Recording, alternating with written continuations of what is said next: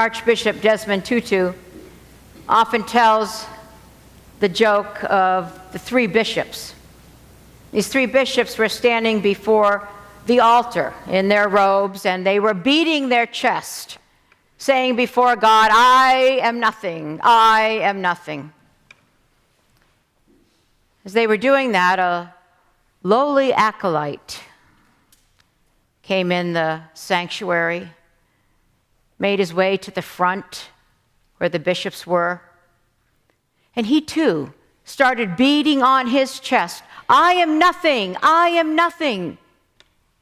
And one of the bishops elbowed the other bishop and said, "Look who thinks he's nothing."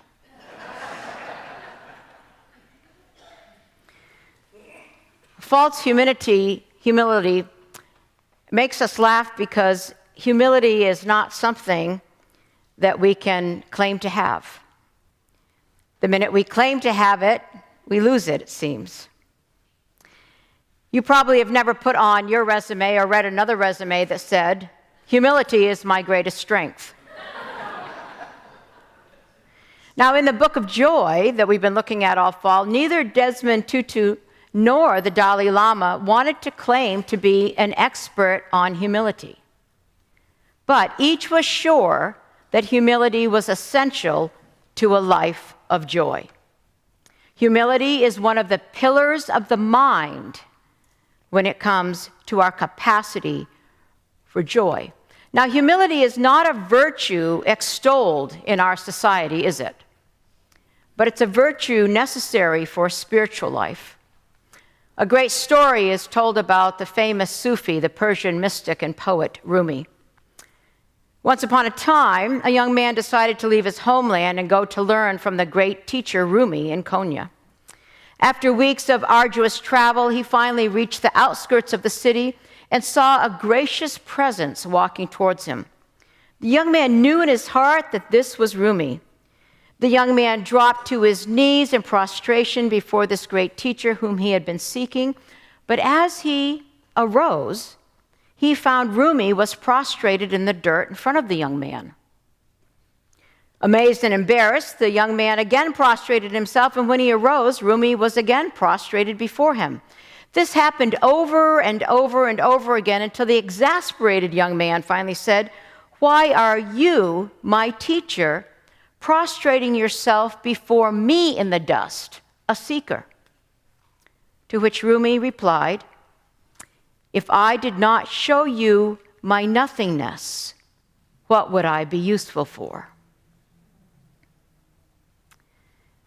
Likewise,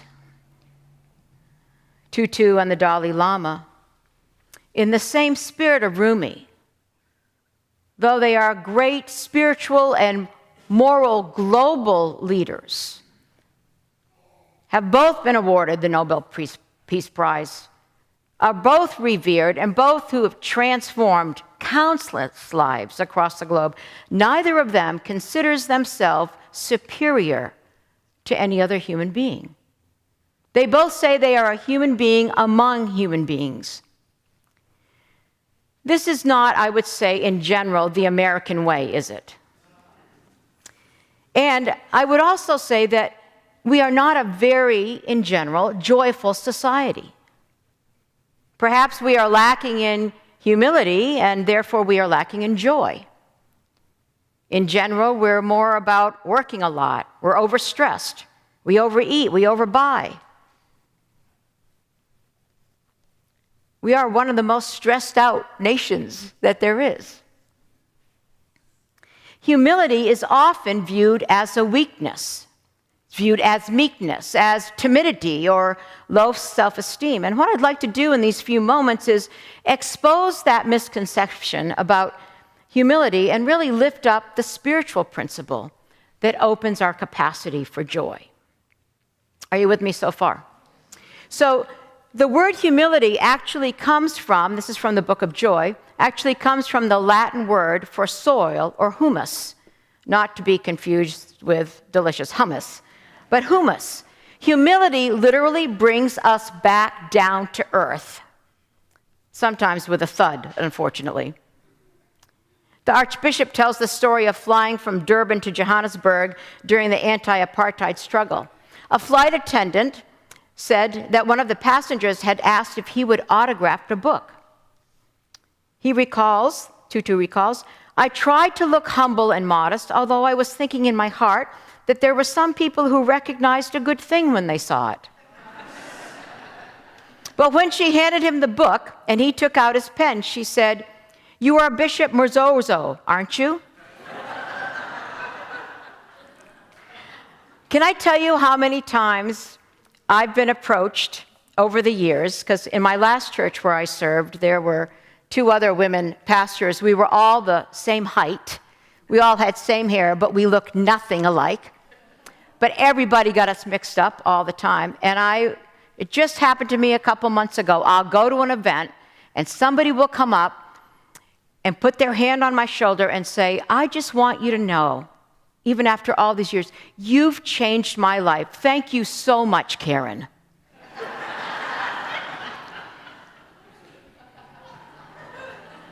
Just when you're starting to feel good.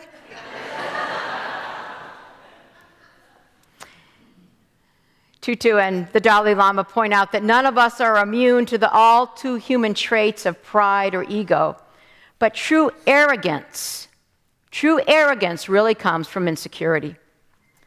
The great Buddhist meditation master, Chögyam Trungpa Rinpoche, who's also the founder of, you may be familiar with, Naropa University or Shambhala, he says, humility very simply is the absence of arrogance. Where there is no arrogance, you relate with your world as an eye-level situation without one-upmanship. Because of that, there can be a genuine interchange. Nobody is using their message to put anyone else down, and nobody has to come down or up to the other person's level. Humility is not a low view of oneself, but a right view, an egalitarian view, an eye-level view. I love that. Eye-level view. Before I was the pastor here and I was candidating here, we did some forums. The first forum I did, Mike Mullery came up to me. Most of you know Mike Mullery, right? I didn't even know him, but he came up to me and he said, "I think we're going to get along because we see eye to eye." An eye-level perspective. Each week during the Book of Joy, as a staff, we've been doing a staff meditation from the book. And each week, somebody different leads it. And this past week, Zoe Mullery, Mike and Lee's daughter, led the staff meditation on humility. And she said, humility is a relational word. You are humble in relation to someone else. Humility is about how you perceive yourself in relation to others. She went on to remind us that Jesus calls us to humility in many ways, but an especially vivid way is that Jesus calls us to be humble in the way of children, to become like children in our view of the world. And that got me thinking more and more about humility's relationship to joy. Because when we are humble, we are not so guarded, not so defended. We don't spend our time trying to have one-upmanship or trying to make ourselves look important. I've been thinking all week about humility. It's impacted the way I've looked at things this week. So just a few situations where humility began to change my lens on things. On Thursday morning, I was at the Life Moves fundraiser breakfast with a number of people from CCSM. And J.D. Vance was the speaker. He's the author of Hillbilly Elegy. He spoke very eloquently and passionately. He talked about the various and many reasons for poverty. And while generation after generation, it's difficult for people sometimes to escape poverty. And he talked about the generational demons that plague people, that go back not just one generation, but sometimes many. As he began to talk about that, for some reason I began to think of my own father and how my father fought his own demons. And I began to think that though I never met my grandfather or anyone in the generation, his generation or beyond him, that my father was fighting many demons.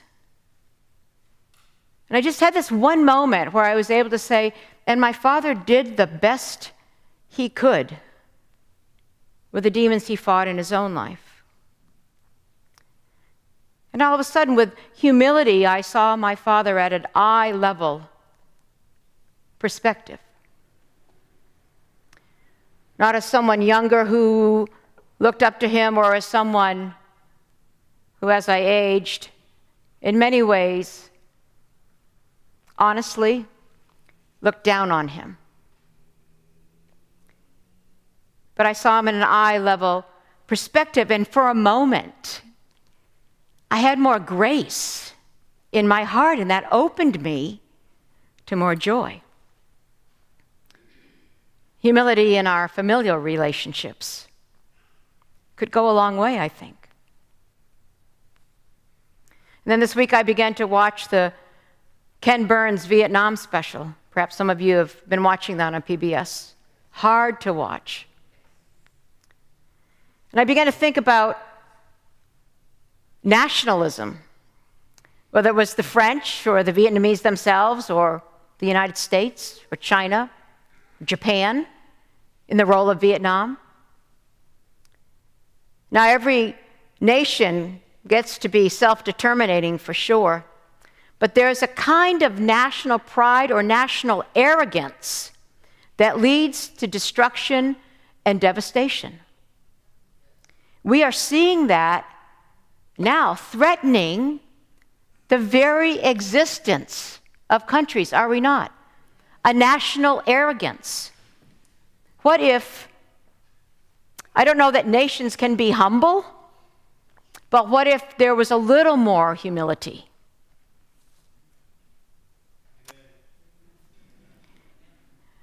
And then there's Las Vegas.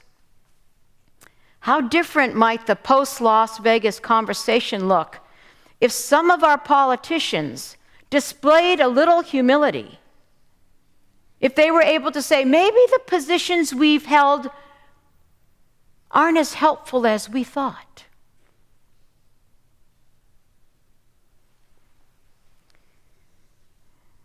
Don't worry, I'm not even going down that road. But the arrogance and the pride of many in our government and administration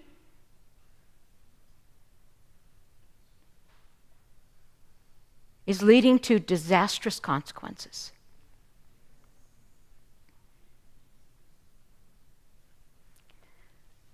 Humility at a very personal level, at a very global level, at a national level. And then I heard a perspective this week, perspectives on NPR. They always end with, this is a perspective. Do you know what I'm talking about? I know this is an NPR crowd, so I knew I was.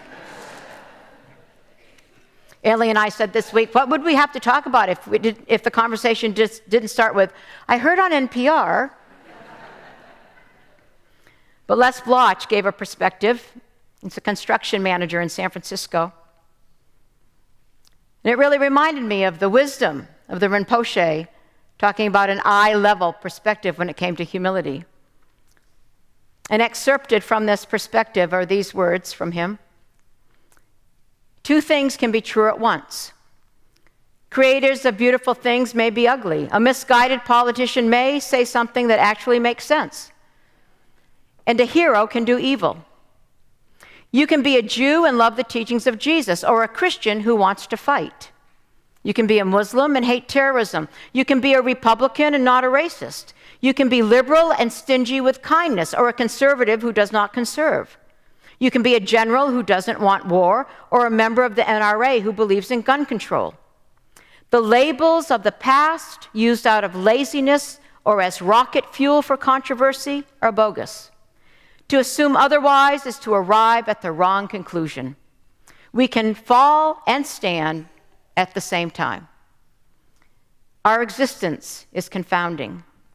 We are in the messy tribe known as humans. We are open to choices not offered if we only seek them.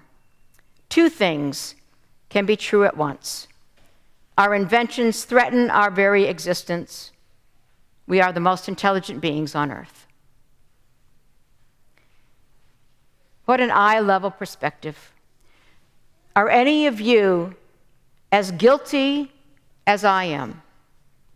In my pride, when I look at other people, I put them in a category, I size them up, and I assume what they think. Am I alone in that? How we see each other, how we relate to each other, directly or is directly proportionate to the joy that we have in our lives. That's what St. Paul said to the fledgling church in Philippi: make my joy complete. Be of one mind, of one heart. Do nothing from selfish ambition or conceit, which is just another word for arrogance. Do nothing from selfish ambition. For Christ Jesus, who being in the very form of God, emptied himself. Self-emptying. No matter where I turn in this book of joy, no matter what pillar we talk about, whether it's forgiveness or humility or perspective, over and over again, one of the biggest obstacles to joy is too much self-regarding, too much self-focus, too much self-absorption. In this society of selfies, we are invited to have less of self. St. Paul goes on to say, who though he was in the form of God, did not consider equality with God a prize to be grasped or exploited, but humbled himself. And when I read this over the years, did not consider equality with God something to be grasped, I read that because the early church's concept of the divinity of Jesus. But in a new reading, I see that it simply wasn't in his nature to lord it over others. He emptied himself. He did not consider equality with God a prize to be grasped. And while I might have never tried to have equality with God, I certainly have tried to play God in my life. In my capacity to think I'm right, in my compulsion to try to control things, to let those things go, is a self-emptying, humbling process. This text that we read is an ancient hymn that the early church sang as they gathered. Humility was not a virtue in their society either, but it was a spiritual virtue to which they, and hopefully we, aspire. Humility, dear friends, is the Jesus way, and followers of that path are invited to the same self-emptying. Now, it is not the beating of your breast at the altar. It is not self-deprecation. It is not, as Mary Oliver reminds us, you do not have to be good, you do not have to walk on your knees through the desert repenting. But tell me your despair, and I will tell you mine, eye level. And then the wild geese flying over above, harsh and exciting, announcing your place in the family of things and everyone's place in the family of things. I invite you to join me on the path of humility, that we might widen our souls for much, much more joy. Amen.